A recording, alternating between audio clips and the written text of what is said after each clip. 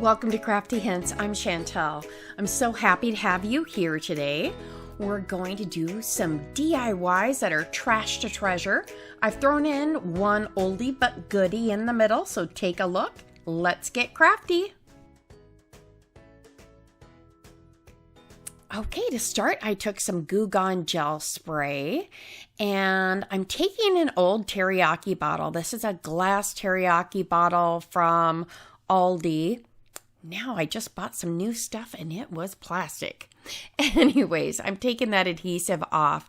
And then they print on the bottles like a date, and I took polish remover and removed that. Now, I made these stencils on my Cricut with stencil vinyl.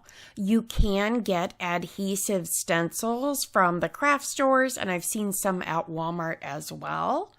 But we are going to take this bottle and make it a treasure. It could have been recycling, but we've got better things to do. All right, I'm just trimming this down. I made 2 different leaf prints, and I will just stagger them, and I did have them go a little bit different angles. But yeah, I think that this will be cute on here. And as you've seen in the past, I'm enjoying using Armor Edge to personalize some items. And so I'm just debating which leaf should go next to it because they are just a tad different. But I need to trim this just a little bit more. I want it to overlap a bit just in case I get some of the etching cream going over it. I want to make sure that, I've got my glass protected. So just line this up like I did the other one, making sure I don't have any air bubbles. It is probably a good idea, since we will be using a chemical, this Armor Edge, to use gloves. I usually do. I haven't the last couple times. Please don't do that. I wouldn't want anyone to injure themselves with a chemical.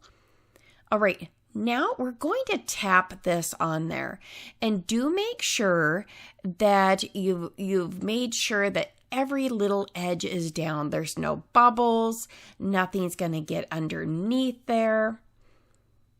And now tap it on. You don't want to paint it on because you can get brush stroke marks. So go ahead and just tap it all in place until it gets nice and covered.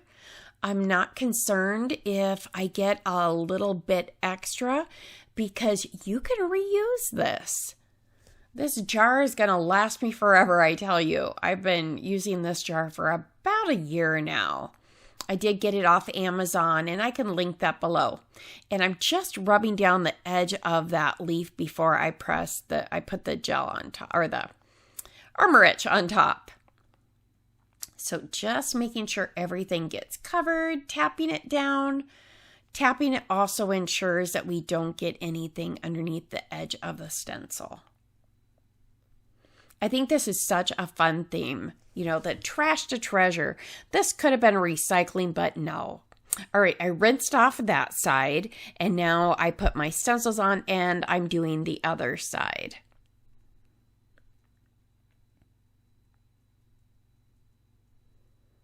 And just make sure you get nice full coverage. And now I'm showing you can reuse this. Like I said, I'm taking my brush and I'm basically wiping this off now. This would be a great spot to put some gloves on because now we're going to rinse it. I take a paper towel and I'm just rubbing that off. You could use a rag. Don't do that. Again, I wasn't injured, but don't do that. I just want you to be safe. And now I'm just peeling that stencil off and ensuring that we get all of that cream. And this turns out so pretty. It goes from a teriyaki bottle to a cute vase. Now you could personalize this if you wanted to put, some twine up at the top, but I thought simple was so pretty. You'll have to let me know what you think below.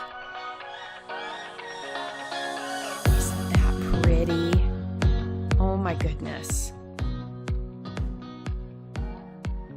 Love that.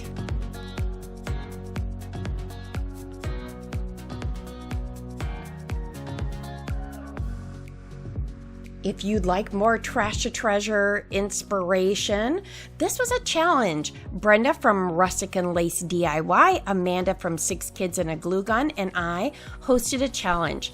The playlist will be below, so just hit the link. It'll take you right through the playlist so you can get more great ideas. I started out with this quart jar, and then I took a Solo cup and I put some Mod Podge in there. It's about at the end. And I also added a little spray of water. So for a quart jar, you'll probably want about 1/4 of a cup of Mod Podge.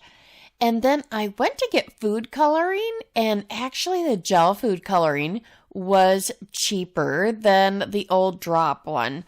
So if you're doing the drops, you'll probably need about 10 to 20 drops.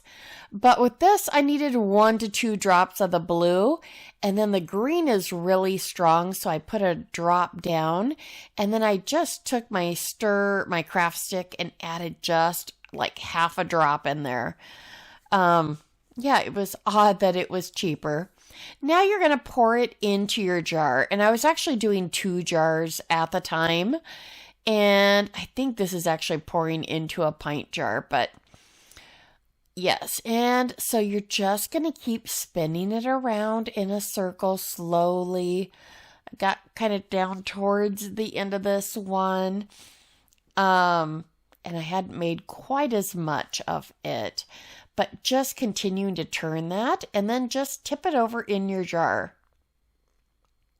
Then you just want to wipe off the top or the edges, and you're going to pop it in the oven at 200 degrees for 10 minutes at a time. I start them on some wax paper upside down, and after 10 minutes, kind of check them. Just continue to do that.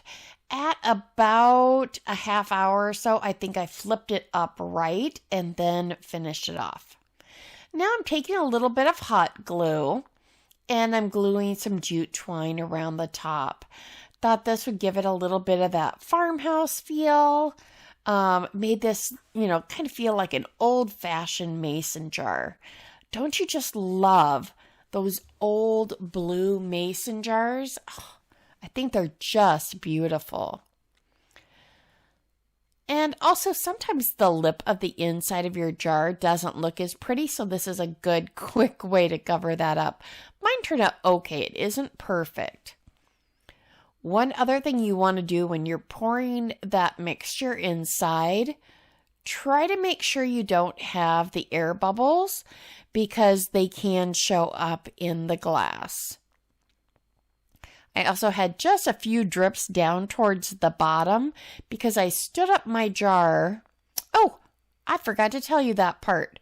What you're going to want to do is tip this upside down for about an hour in that cup and let all that excess pour out.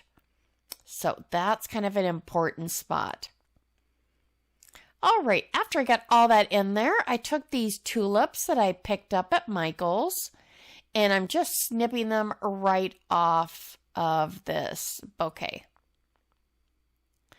Then you kind of want to bend them a little bit and fluff them out. Make them look, a little more natural. I think the blue and the cream color just look so pretty together.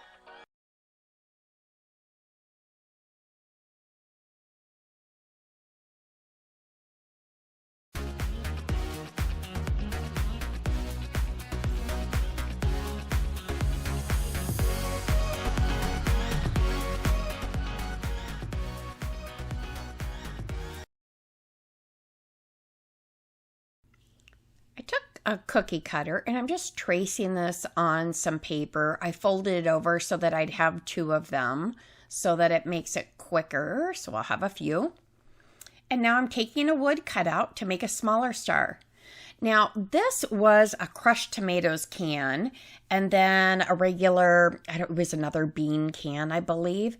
And you want to fill those cans up with water just below the top of it. You don't want it when it freezes to expand and bulge it.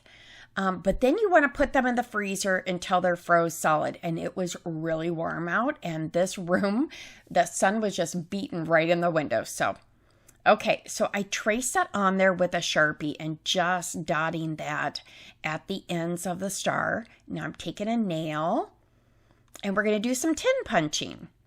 So you can make them just as big or as small as you want. These are going to turn into lanterns. So I start out by doing the points of the star and then where the star kind of meets down, you know, how it goes to a point. How it dips in. You know what I'm talking about. Never mind. So then I go back in and I made those just a little bit smaller. And again, you can dot this all the way around. You can keep going. One thing that I would do differently is, again, fill those cans just a little bit fuller. I was afraid to fill it too full, so when I tried to do the top of my star, it didn't quite work. And I'll show you later how I rectify that. But see how pretty that's looking? Just going to go all the way around. As you can see by my nails, this is near the 4th of July. And this video will be out July 1st. So you can still do this. You still have time. You know, this could be a fun one. You could find any little cutout you want. You could do this for any occasion. Now I'm doing the littler can. And just doing the same thing. I'm going to speed it up a little bit because you saw what I was doing before, but just showing it on this smaller textured one. This would be cute too with like a tomato paste can where it's a little bit, you know, different. It's just all smooth. So you might be able to do that. Any size can. It just makes it fun. You could also then go back and spray paint these. I have a couple other ideas that I think I'll show in the future with these. But here I am. I just took my drill and put a little piece of wood behind it just to make sure I didn't go through to the other side. And then these other ones that maybe didn't go through quite as far as I'd like, I'm just going in, you know, at the ends of those stars and just making those just a little bit bigger. So I think it worked out better this way with punching it first still with a nail because, you know, when I first tried to start the drill at the top, it didn't really like it as well as those that have already been punched. So I think that this turns out adorable. You're going to have to let me know down below which of these DIYs are your favorite. Check this out. How pretty are those? You could do a random pattern. You could do anything you wanted. I went out there and braved the mosquitoes for you.